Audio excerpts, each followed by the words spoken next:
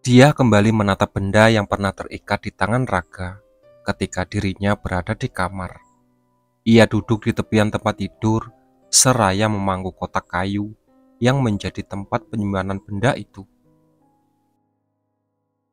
Sebentar lagi, benda ini akan menjadi yang paling dicari oleh si pembuat onar. Kalau aku mengusik gubuk itu, dia pasti akan menyadari bahwa benda ini belum aku musnahkan. Aku ingin mempermainkannya lebih dulu sebelum membongkar kebusukan selama ini, gumam dia. Kotak kayu itu kembali ditutup olehnya, lalu disimpan pada tempat biasa agar aman.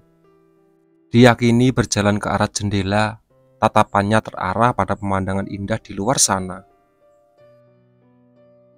Jemari wanita itu memainkan leontin kalung milik almarhum ibunya, sambil mengingat wajah seluruh anggota keluarganya yang telah tiada. Seharusnya tidak perlu ada yang pergi dari sini 12 tahun lalu, Bu. Kita semua ditipu, kita semua diperdaya oleh orang itu tanpa kita sadari. Tapi insya Allah, aku akan membereskan semuanya agar hal buruk ini bisa segera terhenti terjadi. Janji dia. Wanita itu segera berbalik dan keluar dari kamarnya. Keadaan rumah begitu sepi, hanya ada Laila yang sedang menyusun belanjaan di kulkas di dapur. "Bule, Mas Fikri kemana ya?" tanya dia. "Fikri sedang pergi ke minimarket, Non. Ada beberapa barang yang tidak boleh dapatkan di pasar," jawab Laila seraya tersenyum dan mengusap rambut dia dengan lembut. Kalau begitu aku ke halaman dulu ya, Bule.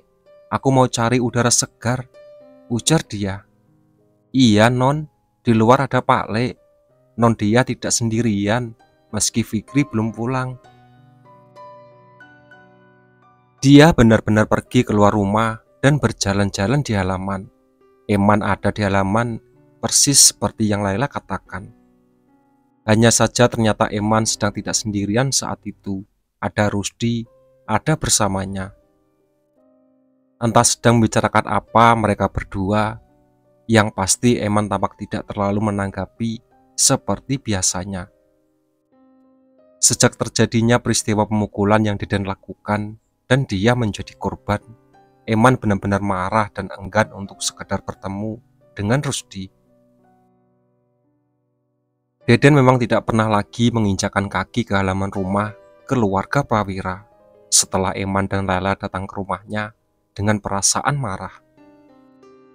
Hal itu jelas tidak akan mengubah apapun yang terjadi karena Eman merasa Rusdi tidak benar-benar bisa mendidik Deden dengan baik. "Pak Le," sapa dia seraya tersenyum seperti biasanya. Non dia, tidak jadi tidur siang, Non?" tanya Eman. Ekspresi Eman langsung berubah total setelah ada dia di sampingnya. Sangat berbeda dengan ekspresi tadi ketika hanya berdua saja dengan Rusdi. "Aku tidak bisa tidur, Pak Le. Makanya aku keluar lagi dari kamar. Tadinya mau ngobrol sama Mas Fikri, tapi kata Bule, Mas Fikri pergi ke minimarket karena ada beberapa barang yang tidak bisa Bule temukan saat belanja di pasar," jawab dia. "Keadaan nak dia bagaimana? Apakah bekas pukulan yang Deden lakukan sudah membaik?" tanya Rusdi. Eman sempat melirik sekilas ke arah Rusdi ketika mendengar pertanyaan yang dia ajukan pada dia. Dia kini menatap ke arah Rusdi seraya tersenyum seperti biasanya, seakan tidak pernah terjadi apapun. "Sudah tidak sakit, Pak RT, hanya tersisa lebamnya saja di wajahku," jawab dia. Rusdi maupun Eman agak sedikit kaget karena dia memiliki untuk memanggil Rusdi dan dengan panggilan Pak RT. Sejak dulu dia selalu memanggil Rusdi dengan panggilan Pak D karena tahu bahwa Rusdi dulu adalah teman dekat almarhum Abdi, yang notabene usia lebih muda 1 tahun daripada Rusdi. Entah mengapa dia tidak lagi memanggil dengan panggilan yang sama. Rusdi jelas merasa tidak terbiasa dengan hal itu. Tumben sekali dia memanggil dengan panggilan yang berbeda. Apakah nak dia masih merasa marah atas tindakan Deden yang kemarin sore hampir memukul Nak Raga? Rusdi ingin tahu. Senyum di wajah dia belum memudar sama sekali. Ia berjalan mendekat ke arah Rusdi setelah memberi tanda pada Eman agar sedikit menjauh. Eman masih memperhatikan dan tidak benar-benar beranjak meninggalkan kedua orang tersebut. Apapun yang akan dia katakan ataupun yang akan Rusdi tanggapi, ia merasa harus tahu secara terbuka. Pertama, jawabannya adalah iya. Aku masih merasa marah terhadap Mas Deden yang hampir memukul Raga tanpa alasan. Raga tidak mengenalnya. Raga bahkan tidak punya masalah apapun dengannya. Bagiku, tindakan Mas Deden sudah sangat keterlaluan. Raga telah menjadi kekasihku ketika Mas Deden akan memukulnya. Jadi aku berhak merasa marah padanya, ujar dia. Rusdi tidak bisa mengatakan apa-apa. Dia hanya diam ketika dia bicara. Eman sama sekali tidak menghentikan dia. Eman merasa dia memang berhak bicara apapun yang dia inginkan di hadapan Rusdi untuk mengungkapkan apapun yang tidak disukainya. Kedua, aku memanggil Anda dengan panggilan Pak RT karena memang jabatan Anda saat ini adalah RT di Desa Benowo. Lagi pula, aku tidak wajib memanggil Anda Pak D, karena Anda bukan bagian dari keluarga Prawira. Aku memanggil Pak Lek dan Bule kepada Pak Lek Eman dan Bule Laila, karena mereka sudah dianggap keluarga sendiri oleh seluruh anggota keluargaku, termasuk diriku. Dan aku anggap kurang ajar jika berani memanggil mereka dengan panggilan yang lain. Tapi kepada Anda, tidak akan ada yang menganggapku kurang ajar jika mengubah panggilan menjadi Pak RT atau Pak Rusdi. Aku bahkan sudah mengatakan pada Mas Deden soal status hubungan kita yang bukan keluarga ketika dia berhasil memukul wajahku. Jadi untuk memperjelas dan untuk membuat Mas Deden sadar soal status hubunganku denganku, maka aku tidak akan lagi memanggil Anda Pak D seperti dulu. Aku yakin almarhum ayahku tidak akan keberatan dengan keputusanku ini jika beliau masih hidup. Beliau justru akan setuju, terutama jika sampai melihat apa yang hampir terjadi pada calon mantunya jika aku tidak menghalangi tindakan jahat Mas Deden. Eman tidak memberi tanggapan sama sekali. Baginya, dia berhak menentukan apapun yang dirasa benar di dalam hidupnya. Dia sudah dewasa, bukan lagi anak kecil yang dulu wajib dijaga atas perintah dari almarhum Abdi. Dia sudah mendapatkan jati dirinya dan sangatlah wajar jika wanita itu selalu berani mengambil keputusan. Jika merasa keputusannya tidak merugikan orang siapapun, lagi pula menurut Eman, sejauh ini dia masih bicara dengan sopan dan sama sekali tidak ada nada emosi di dalam kalimatnya ketika mengutarakan jawaban di hadapan Rusdi. Aku harap Pak RT tidak akan merasa tersinggung dengan keputusanku. Aku tidak ingin marah di hadapan Mas Deden ataupun di hadapan kedua orang tuanya atas tindakan jahatnya yang tertuju pada Raga. Jadi, inilah jalan terbaik yang bisa aku pikirkan agar hubungan kita tidak merenggang. Aku harap Pak RT akan memahami keputusanku sebagai salah satu anggota keluarga Prawira. Harap dia. Rusdi pun berusaha tersenyum, lalu menganggukkan kepalanya tanpa bicara apa-apa. Ia ingin sekali marah kepada dia karena merasa dia sudah terlalu kurang ajar padanya hingga berani bicara seperti itu. Sayangnya Eman sepertinya tidak merasa bahwa dia melakukan kesalahan, seakan dia memang sudah dianggap pantas untuk memutuskan sesuatu di dalam keluarga Prawira. Rusdi kembali ke rumahnya sambil menahan amarah. Yunita menatap suaminya dengan penuh rasa heran. Karena tidak biasanya Rusdi memasang wajah marah seperti itu. Rusdi yang ia kenal selama ini adalah orang yang tenang ketika menghadapi apapun. Entah kenapa hal itu tampaknya tidak terlalu hari ini. Rusdi seakan sedang menghadapi masalah yang tidak ada jalan keluarnya. Sampai tidak menyadari bahwa wajah amarahnya terlihat begitu jelas. "Ada apa, Pak?" tanya Yunita. "Tidak ada apa-apa, Bu," jawab Rusdi datar. "Kalau tidak ada apa-apa, kenapa wajah Bapak terlihat seperti sedang menahan amarah?" Rusdi pun berbalik dan menatap ke arah istrinya. "Jangan banyak tanya, diam saja di rumah seperti dan menunggu sampai Deden pulang kerja. Aku pergi dulu, ada urusan yang harus segera diurus," jelas Rusdi. Rusdi kemudian pergi begitu saja tanpa memberikan penjelasan apapun pada Yunita. Meski masih merasa heran, akhirnya Yunita pasrah saja dan membiarkan Rusdi pergi tanpa mengejarnya. Dia sudah berada di rumah keluarga Wardana. Setelah tadi bicara empat mata bersama Rusdi, Rosa duduk di hadapannya setelah menyajikan es markisa dan juga beberapa cemilan. Pintu rumah itu sengaja ditutup sesuai dengan permintaan dia, agar tidak ada satu orang pun yang bisa mendengarkan pembicaraan mereka. "Aku yakin kalau kamu tahu persis bahwa Raga sedang tidak ada di rumah saat ini. Raga ada di kantornya dan sedang bekerja. Jadi, ada perlu apa sehingga kamu datang bertamu seorang diri, padahal biasanya kamu selalu ditemani oleh kedua sahabatmu atau oleh Nak Fikri dan temannya, yaitu Zen?" Rosa ingin segera tahu.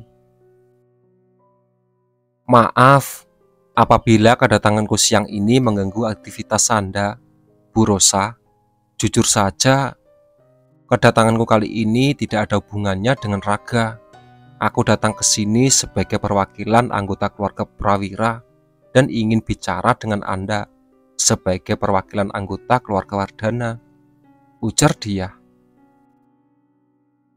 Rosa pun menatap ke arah dia dengan serius, usai mendengar apa yang wanita itu katakan. Dia mengeluarkan sebuah amplop lusuh dari balik jaketnya, yang tidak lain adalah surat milik almarhum kakeknya yang dikirim dari almarhum Sutomo. Rosa memperhatikan amplop itu dan mulai merasa penasaran. "Ini adalah surat dari almarhum bapak Anda, Bu Rosa. Surat ini dikirimkan oleh beliau kepada almarhum kakekku, tepat sebelum kami sekeluarga pindah ke Bogor 12 tahun lalu. Surat ini aku temukan pada laci pribadi almarhum kakekku setelah aku kembali ke rumah keluargaku beberapa hari lalu. Aku menggeledah laci itu untuk mendapat jawaban atas semua hal buruk yang terjadi pada keluargaku, dan aku akhirnya menemukan surat ini." "Apa isi suratnya? Apakah kamu sudah membaca?" tanya Rosa. Dia pun mengangguk. "Mungkin hal ini terlalu tidak sopan karena aku telah berani membaca surat pribadi seorang. Tapi akan aneh rasanya jika aku belum membaca surat itu, tapi sudah membawa ke hadapan Anda. Lupakan soal sopan santun untuk saat ini. Katakan, apa isi surat itu?" "Anda tidak ingin membacanya sendiri, Bu Rosa?" tawar dia. Rosa menggelengkan dengan cepat. "Aku tidak siap membacanya. Aku takut kalau isinya adalah kalimat berisi kutukan yang ditulis oleh almarhum bapakku hanya karena begitu membenci keluarga Prawira. Aku tidak siap karena hal itu jelas bisa merusak hubungan baik yang sedang kamu coba bangun kembali terhadap keluarga ini. Aku tidak siap karena kamu adalah wanita yang dipilih sendiri oleh putraku dan sangat dia cintai. Aku tidak siap karena kamu sekarang adalah calon menantuku. Aku tidak ingin kehilangan apapun lagi. Maaf, sebaiknya memang aku tidak membaca surat itu. Ungkap Rosa apa adanya. Dia pun meletakkan surat itu di atas meja. Rosa masih menatapnya sambil berusaha keras untuk tidak menangis di depan dia. Perasaannya selalu saja sulit dikendalikan jika teringat dengan masa lalu. Ada sesal yang besar di dalam hatinya. Karena dulu ia berupaya keras untuk membujuk Sutomo agar berhenti membenci keluarga Prawira. "Boleh aku minum dulu, Bu Rosa?" tanya dia. "Iya, silakan," jawab Rosa. Kalau boleh tahu, kenapa kamu terus memanggilku Bu, sementara kamu manggil adikku dengan panggilan Bule? Apakah menurutmu memang harus ada yang dibedakan di antara kami?" Dia pun kembali meletakkan gelas di atas meja setelah beberapa teguk. Wanita itu tersenyum lagi usai mendengar pertanyaan yang Rosa ajukan. "Sejujurnya, aku merasa ragu ingin memanggil Anda Bule, seperti kepada Bule Safira. Anda pernah punya masa lalu yang buruk dengan almarhum ayahku. Jadi aku merasa tidak pantas untuk beranggapan bahwa kita akan menjadi akrab. Hanya karena aku dan Raga saat ini, ya, seperti yang Anda tahu. Jadi memanggil Anda Bu Rosa sepertinya jauh lebih baik." "Aku tidak pernah menyalahkan almarhum ayahmu atas batalnya perjodohan antara dirinya dengannya," potong Rosa. "Satu-satunya yang aku salahkan dalam masalah ini adalah seseorang yang sudah memperkenalkan almarhum ayahku kepada almarhum ibumu. Padahal dia tahu kalau almarhum ayahku akan dijodohkan denganmu. Ya, sebenarnya salahku juga karena telah memberitahu dia soal perjodohan ini. Aku tidak pernah berpikiran buruk padanya dan tidak pernah menyangka bahwa ternyata dia menaruh rasa padaku. Sehingga dengan entengnya kukatakan soal perjodohan yang akan kujalani dengan almarhum ayahmu. Dia akhirnya mencurigai aku dan memperkenalkan almarhum ayahmu kepada almarhum ibumu. Karena dia tahu bahwa almarhum ayahmu tidak tahu mengenai rencana perjodohan itu," tutur Rosa. "Dan dia tidak menyangka bahwa pada akhirnya Anda akan tetap menolak dia ketika dia merasa bahwa almarhum ayahku tidak akan lagi menjadi penghalang bagi keinginannya. Benar begitu, Bu Rosa?" tepuk dia. "Iya, itu benar. Dia tidak menyangka bahwa aku akan menolak dia ketika almarhum ayahmu telah menikahi almarhum ibumu. 1 bulan setelah perjodohan itu batal, aku sudah tahu niat busuknya pada saat dia datang ke hadapanku dan mencoba melamarku. Dengan dalih ingin menjadi pelipur lara untukku yang sudah disakiti oleh almarhum ayahmu. Pada saat itu jugalah aku menolak dan pergi dari sini ke kota lain. Setelah itu barulah aku bertemu dengan ayahnya Raga dan kami menikah. Dia merasa tidak terima lalu mengutarakan kebenciannya pada secaraku terang-terangan. Aku tidak peduli, tapi sejak itu ada yang aneh dengan almarhum bapakku. Sikap almarhum bapakku semakin misterius, seakan ada sesuatu yang disembunyikan olehnya dari kami. Sampai akhirnya ketika almarhum bapakku akan meninggal, dia meminta Raga menemuinya dan memindahkan ilmu penjerat itu kepada Raga. Pada saat itulah kami baru tahu bahwa almarhum bapak selama ini, sejak aku menikah dengan Mas Yunus, beliau telah mempelajari ilmu yang tidak wajar hanya demi menuntaskan dendamnya kepada keluarga Prawira. Itulah sahabat cerita dari Kutukan. Ditunggu part selanjutnya.